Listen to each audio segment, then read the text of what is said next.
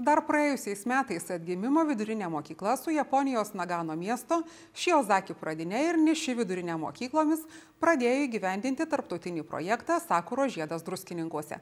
O praėjusią savaitę Atgimimo vidurinės mokyklos bendruomenė jau sulaukė draugiško projekto partnerių vizito.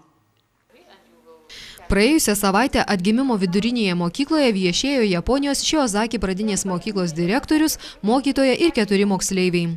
Svečių vizito tikslas – pristatyti per 2009-2010 metus nuveiktus projektinius darbus, filmuotą medžiagą apie Šiozaki mokyklą, pačių moksleivių paruoštą vaizdinę medžiagą apie Japonijos švietimo sistemą, kultūrą, sportą, mokslinius išradimus, gamtosauginės problemas, mokyti japoniškų judrių žaidimų, pristatyti kulinarinį paveldą, susitikti su partneriais ir aptarti 2010-2011 metų projektinės veiklos darbus, įtraukti daugiau moksleivių į tarptautinę veiklą.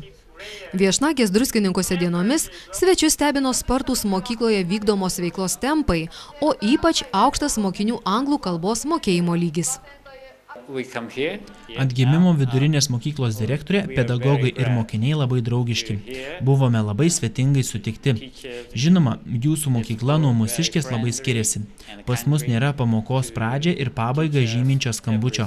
Beje, noriu Atgimimo vidurinę mokyklą pagirti. Čia yra labai aukštas anglų kalbos lygis. Mes matome, jog mokiniai su turimomis anglų kalbos žiniomis yra toli pažengę. Mums dar yra daug ko iš jūsų pasimokyti. Projekte dalyvaujantys Atgimimo vidurinės mokyklos auklėtiniai sakė, kad bendradarbiavimas su japonais pirmiausia puiki galimybė gilinti anglų kalbos žinias. Be to, šis projektas mokinius paskatino mokytis ir japonų kalbos. Prieš tai aš labai susidomėjau japonų kalba ir pradėjau mokytis po truputį. Ir dabar jau galiu pasakyti jau maždaug laba diena, viso gero, labos nakties. Ir labai įdomi kalba ir labai noriu nuvažiuoti dabar į Japoniją, ten susitikti. Sužinosiu daugiau apie japonų tradicijas, anglų kalbos žinias patobulins, labai gera praktika.